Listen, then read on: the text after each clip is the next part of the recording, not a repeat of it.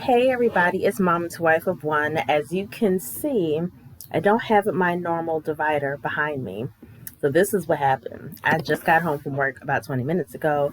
I still have on a full face of makeup and I said, you know what, before I take all of this off and go back to looking like regular me, I'm going to come on and talk to you guys for a minute. So, from the title of this video, you know I'm here to talk about Married at First Sight. Oh, first of all, Happy New Year. Happy 2024 to all of my followers, to the randos who just clicked on my page and don't know if they want to follow me yet. I thoroughly appreciate anybody who took the time to listen to even 3 words that come out of my mouth during this video. The title of the video, Married at First Sight, obviously we'll get into it, we'll talk about it, but I'm going to say this, ladies and gentlemen. This is probably, for me, and I've watched every season of Married at First Sight. We are on season, 16, 17? I've watched every single season of the show. This, for me, is probably the worst season, and it has totally taken me out of enjoying it.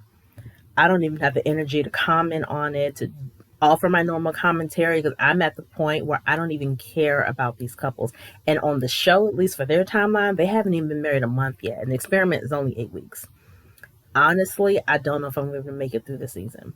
And I know I promised that I would see it through and I'm going to persevere. I honestly don't know if I can. And I'm being honest with you guys because I love you guys. And I know that I think some of you don't even watch the show. You just watch me, which is perfectly fine as well. So I'm just letting you know, I don't know if I'm going to be watching this much longer. I just really don't. Think I'm going to get into talking about other shows, especially now that the writers and the actor strike is over. A lot of shows are coming back that I've just started watching, that I've gotten into. So I think I might start commenting maybe on those shows. And actually, none of them are reality shows. Married at First Sight is the only reality show I actively watch. So I don't know, but we'll see. We'll see if I can actually do it. But I honestly don't know if I can. So this might be my last video on Married at First Sight, but we'll see. If you guys are new here, hi, hello. I'm Mom to Wife of One. I'm a content creator. I'm an influencer in quotations. Sometimes I influence people, sometimes I don't. So I don't know if I'm an influencer, but let's say I am because it sounds good. I'm an influencer. I'm also a mommy. I'm a wife. I'm a daughter. I'm a big sister. I'm a great friend. I'm a writer and an author. I'm a literary editor. I'm someone who loves candy. Sour Patch Children are my ish. And that's pretty much me. And sometimes I get on here and I talk about things that I've learned as a mother and a wife. Sometimes I get on here to talk about books that I've read or shows that I've watched. And most noticeably, I've been talking about Married at First Sight season 17. I'm so disgusted with the show that I don't even want to pull up my notes from the last full episode. Now, last week's episode, the last episode before the new year, was a journey episode. So basically, they bring in all these fake experts who, I don't know why they pick these specific people for the show, but these people basically talk about the journey thus far of Married at First Sight, which again, I think is interesting because, again, they haven't even been married a month yet. They're not even halfway through the experiment, and they're already talking about, let's discuss the journey thus far. For what? I'm going to say this. You know, it's never a good sign when this show starts off with 5 promising couples to get married at first sight. Less than halfway through the experiment, one potential husband, was left at the altar. One couple decided to get divorced when they came back from the honeymoon. So that means they'd only been married, 2 weeks at that point? And another couple is walking around not wearing their wedding rings. And every relationship is looking shoddy and is just not looking good, okay? So we'll start with Lauren and Orion, and I'm going based off of memory. And mind you, the show was 2 weeks ago, the last one I saw. Lauren and Orion, they're done, right? This is great. Not great necessarily, but Orion's not the best person. He is extremely judgmental. He can't let things go. He doesn't give Lauren the kind of grace that she needs. We've gone over this over and over and over again, right? So this episode, they get together for a potluck with all the other couples because, of course, they have to tell the couples, hey, guys, we decided we are not going to stay married anymore. This could have been a text. This could have been an email. I don't understand why this is necessary to have this big production and tell these people, hey, we decided, blah, blah, blah. You could have told them separately. Or, because Lauren and Ryan, it's not like it was an amicable breakup necessarily. Have Lauren meet with the girls separately and break the news to them. And Ryan do the same thing with the guys. Why bring them all together? And now it just feels like That's just kind of humiliating for both of them. This is a very sensitive topic. I just didn't think that was necessary. And they do that anytime a couple decides to divorce before the 8 weeks is up. They have them come and tell everybody else. But again, you're not going to have done that separately. There's lots of other ways that could have gone. Because now Lauren is back in her feelings and she's crying and she's upset. And it's like, okay, this is okay. During this time of having this particular potluck, which was towards the end of the episode, mind you, before that, Dr. Pia visited all of them to kind of talk about intimacy. You guys are back from the honeymoon. Everyone's moved in. Now, where are we with getting it in? Because again, at this stage, they've been married maybe 2-3 weeks, about 3 weeks. No one has had sex yet. And I feel like maybe that's happened before, but I don't really remember it happening recently in any of the other seasons that it's been 3 weeks and no one has had sex. None of the couples. That's kind of strange.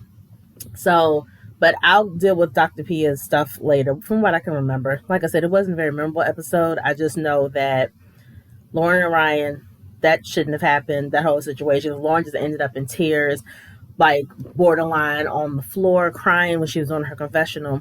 And we saw our first inkling of the producers. Now, I did have this beef in like seasons past, like some of the later seasons of Married at First Sight, where all of a sudden the producers became part of the characters, where we saw them and we heard their voice and they're like comforting the people. And it's like, we ain't supposed to see you. You're supposed to be behind the daggone camera. What are y'all doing? Why are you changing us up? And I realized we haven't seen a producer in a while. So seeing the producer come out is because she's a black woman too. She's a black woman, didn't want to see her fellow black woman on the floor. So that's why she spoke up. So I was like, okay, I'll accept that because you helping out your sister. That's fine. But that should never happen. That's kind of whatever. Get them off, right? Austin and Becca are probably in the best place, I guess, compared to everybody else. Their thing is, it looks like their main thing is that Becca's ready to get it in and Austin's not. He wants to get to know her better. I don't know if that's the whole story. I don't know, actually. I feel like I actually like Austin a lot. I want to believe that he really likes Becca. I do believe he still really likes Becca, but from what other people telling me, like, what man don't want to have sex with his wife, especially if she's giving him all these signals, giving him the green light and saying, hey, I'm ready for it. What man's gonna be like, nah, I'm not ready for that. There are some men out there like that. Like, I'm not going to discredit every man and think that no man has those kind of morals, values, whatever, that he wants to wait a little bit. I'm going to assume that he is being honest by saying that he wants to get to know her better. Excuse me. I'm also going to assume that maybe he's a little concerned with some of her health conditions and what she can actually handle physically. Now, if she's saying she's ready, I'm sure she knows her health better than he does, obviously. But who knows? Maybe that's a little bit of I don't want to say a turnoff, but maybe he's just a little leery of how to kind of navigate around that. But if that's the case, he also needs to be honest and open with her and tell her that. But we don't really know. When they met up with Dr. Pia did put it in his head, like, hey, well, if you're not ready to have actual, like, sex, then, maybe what about some things related to sex? He's like, yeah, I'd be open to some other things. And Becca was like, for real? With me? With me? So we'll see what that means, because they kiss all the time, so that could mean, I'm not going to give graphics, that could mean other things. So the fact that he's at least open to other things is a good sign, so we'll see how that progresses. If I choose to watch the show, I really, at this point, today, I decided, you know what? 2024, no more Married at First Sight. I don't do resolutions, but I definitely have that thought today. I'm going to hold on to that. We'll see how I feel by the end of this video, because I don't know. That's Austin and Becca. Again, I'm not going to be giving specific things that people said, just the overall vibe of what took place, right? Austin and Becca still like each other. They're still touching each other, hugging, kissing. We can clearly see that, okay, they are a couple and they care about each other. That is the only couple that we can see that with, okay? Emily and Brennan. Brennan is controlling. And Brennan is, he's not a bully, but like Dr. Pia is talking to them and she was asking Brennan basically, how do you feel? And she's asking, I thought she was asking the questions of a therapist. She asked him something about Emily, like, how do you feel about Emily? Are you sexually attracted to her at all? Very upfront questions. He is so concerned about not hurting Emily's feelings that is causing him to not say anything at all. And Emily is like, I'd rather you hurt my feelings. Like, I just want you to talk to me. You're not telling me anything at all. And what he doesn't understand still is that the things that you're not saying are coming out very, very clearly as what you actually mean. Like, if somebody asks him directly, are you attracted to Emily? He says, I don't want to say that. I'm not going to answer that question because I don't want to hurt her feelings. Okay, so basically that means you're not. And that's exactly what that means. If you're attracted to her in any way, shape, or form, you wouldn't have a problem saying so. The fact that you don't want to say things, you don't want to hurt her feelings, that's already letting her know, oh, okay, so you're not attracted to me. Cool, cool, cool. Got it, got it, got it. And it is weird because that energy he's presenting to her was not presented at the wedding, was not presented during most of the honeymoon. So I don't know why all of a sudden there's a flip and a switch. I don't quite get it.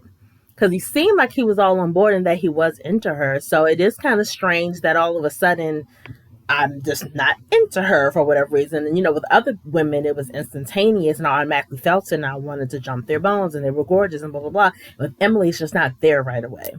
And my thing is, he does not believe in divorce. So in his mind, divorce is completely off the table. I signed up for this. This is not my wife. I'm going to be married for the rest of my life. But Dr. Pia told him, if you're not able to put into words your feelings, because he keeps saying, I don't have any feelings. She's like, well, we all have feelings and you feel something. Even if you don't feel attraction, you don't feel romance, you feel something towards Emily. Because if you didn't, you wouldn't be sticking around and you wouldn't be trying, you wouldn't still be trying. So you feel at least friendship and you feel like that you care about her, because he showed in the interview with Dr. Pia that he does care about Emily. He's protective of her, but some of that protectiveness came off really as being controlling. And I know Dr. Pia picked up on it because she was like, and I like that Dr. Pia is very clear with him. She was like, no, Brennan, I'm talking to her now. No, let her answer. No, Brennan, let her answer. If she's uncomfortable with anything I'm asking, she can speak up for herself. She has a voice. Let her use her voice. And Dr. P was very consistent and persistent with that, and I really appreciated that. Because in Brennan's mind, I'm protecting her because, you're asking questions and make her uncomfortable. But you haven't asked her if she's uncomfortable. You can't assume that she's uncomfortable, just like he's assuming that she can't handle the truth. He's assuming that she doesn't want to hear his true feelings. That's all she's been asking for. And that's why she gets excited and eager when they meet with Dr. P or meet with Pastor Cal, because she knows, hey, maybe they'll get something out of you that I can get out of you. So yes, let's meet with whoever we need to meet with, because you're not talking to me at all. I need to know something. And Dr. P suggested he goes to therapy. He adamantly told Emily, that's out of the question. I'm never going to therapy. This is the thing, and this is not how he sees. And I've had this conversation with my best friend all the time about how we see a situation and what goes on in the mind of the person that we think is nuts. Like, how do they justify the things that they're saying and doing? From Brennan's standpoint, he does not believe in getting divorced. He wants to stay married for the rest of his life. However, he is not willing to put in the work to make this marriage work. So from Emily's perspective, what is she supposed to do? You're never going to divorce me, but you expect me to stay in this marriage with someone who is not attracted to me, who is not touching me, who is not kissing me, who is not trying, who's not going to do what it takes to make this marriage work, but yet you want me to stay in the marriage with you? What kind of sense does that make? And again, how is he justifying that to himself? Like, is he really just focused on the fact that, oh, at some point my feelings will grow, at some point I'll feel a romantic connection, at some point I'll find her attractive? Is that what you're harping on? And again, you're focused on you and how at some point this might happen or whatever. You're not focused at all on what she's experiencing while she's waiting for you to come to these revelations. If you ever even come to these revelations, because there's no guarantee that you will, right? What if he never has those feelings? What if he never likes her in that way? Never makes any kind of an effort? Like, in his mind, making an effort is just staying in the marriage. That's not enough. You need to get to the root of exactly what it is you're not feeling for her. And again, if she hears all the time that you're not attracted to her, don't you think that it would help if she heard what you did like about her? Because we've heard that a couple times. He said, like, oh, she's, really nice, and she had my back when it came to her friends, and she did this, whatever. Is there anything about her that you find physically attractive? Do you like her height? Do you like her smile? Do you like her nose? Like, even if I heard just one thing, I'd be like, okay, at least that's something. That's something we can work on. I mean, obviously, one thing I did like is they're telling some of this to the other couples. And Emily and Becca at some point go off by themselves and have this conversation. And, I love that I like the friendship between Becca and Emily. And Becca was basically telling her, like, look, I hope you know that no matter what he says or how he treats you, how he reacts to you, I hope that you understand how beautiful you are. Don't allow anything he said or done or has not said or has not done to change the way you already view yourself. Because she's already said, she worked on herself a long time. She's very happy with who she is. And that's a great feeling. Never give a man or a woman that power to take away how you feel about yourself. And I'm glad that Becca brought that to her attention, and Emily kind of broke down in tears. And I just felt terrible for her. Because again, you're on this national show, maybe international shows. I guess they have international version Married at First Sight. Regardless, you're on the show seen by millions of people. And in front of millions of people, you have to knowingly be married to someone who is in no way attracted to you, but also, again, isn't going to therapy to figure out a way to make this marriage work. He's just deciding we're not going to get a divorce. Fortunately, the way this show works is she says she wants to get a divorce. He ain't got no choice, though I'm sure he could go out of his way to stop it just because he doesn't want a divorce on his record. And that's another thing. People do this on the show all the time. Nobody wants to come out, especially when you're back on the dating scene, nobody wants to come out and say, hey, I'm a divorced man, I'm a divorced woman. That don't sound right to some people, and I get that. But at the same token, if this person don't want to be married to you, why are you going to put them through this by just staying married just for the heck of it, just to say that you're married? That's not fair to either one of you. Because both of you obviously want to get married because you both signed up for the show. And I never thought when we first met all these people that Emily would be the one that I would feel bad for. I feel so terrible for her. I don't see a lot of hope for them. Yeah, they have fun, but they don't talk about anything real, and it doesn't look like anything is changing really on his end. So I don't know what's going on there. There's really no hope there. I don't think there's hope there. Cameron and Claire, that's on some whole other stuff. It's so interesting because, again, and I said this before, kind of said this before, Claire is a therapist, right? So when you have a therapist not even on the show, have a therapist in a relationship, my fear was that she'll either talk down to him like he's a client, or because she's a therapist, she's not going to know how to therapize herself. She's not going to be able to readily recognize her own flaws that she's coming in with because she's so used to helping people identify theirs. But you know how they say, physician, heal thyself. A physician can't heal themselves. A therapist cannot heal themselves. They have to have someone on the outside telling them, hey, did you know that you do this? And as a result of past relationships and blah, blah, blah. Then she'll be like, oh my gosh, I can't believe I did that. So the latter is happening with her. She is not affectionate with Cameron. He's following her lead because she asked him like, well, does this feel kind of weird? Because wouldn't you feel weird if you tried to kiss me? He was like, no. She's like, you wouldn't? It's like, no. She was under the impression that, oh, he's not kissing me because it feels just as weird to him being physical as it does to me. No, sweetie, he's not kissing you because he's following your lead. You have not provided an environment where he feels comfortable being as physical with you as he wants to. We are not even talking sex. We're talking holds my hand, give me a hug, kiss me on the forehead, kiss my lips, cuddle with me. Just things that could potentially lead to sex, or just get you comfortable with this person touching you. So that way, again, you're comfortable with the idea of just being around them. You haven't provided that environment, and he's going based off of what you're providing because he doesn't want to put you in a position where you're uncomfortable. So that's what he's been doing. After they talked with Orion, and he's like, okay, Orion, basically said he's doing whatever's best for him. Cameron told Claire, you know what?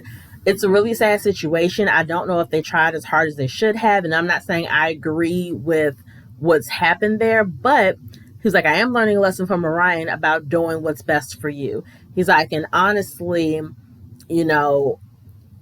I don't know how much further we can go. We're both trying, but we're no further along when it comes to physical intimacy than we were when we first got married.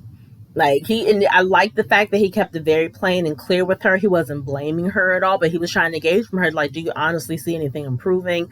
Do you feel any kind of romance towards me at all? Like, I have to do what's best for me, so I don't want to stay around if, this isn't going to go anywhere for either one of us. It's not fair to either of us, And so I like that he was very open and honest with her about it. I really appreciated that.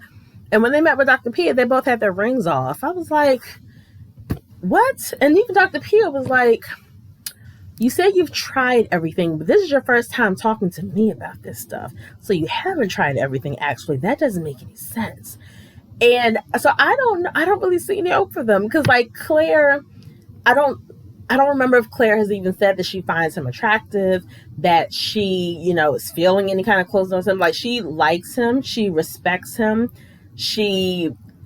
that's pretty much that she respects him as a man, and she definitely likes him. They get along. The living situation seems to be okay. But, you need to have that other element. They're basically just glorified roommates right now. And there's no connection. And I'm not going to say it's necessarily Claire's fault, but, he did bring it up to her, and she kind of admitted too, like, yeah, my past relationships, those relationships were, the guys didn't want to be physical with me. So because the guys didn't want to be physical with her, whether in public or in private, it made her kind of flip a switch in her head that she's not into being physical. Not at all, but I think if you are denied something long enough, you start convincing yourself that you don't really need it so that you don't miss it. And I think that's kind of what she's done, that she's convinced herself she doesn't need it, but now you're with somebody who wants it from you. So now you have to make that decision. Am I going to flip that switch again and be what this person needs from me, or am I going to continue to hold that close to my chest that, oh, I don't need that, even though I'm dying for it too? I don't know. I don't see any hope for any of these couples. Maybe back in Austin, maybe. And unfortunately, that's kind of been the mode of Married at First Sight, right? Where out of 5 couples, we have 1, maybe 2 that make it to at least decision day, and then maybe 6 months after decision day, it's down to 0 for a lot of these seasons.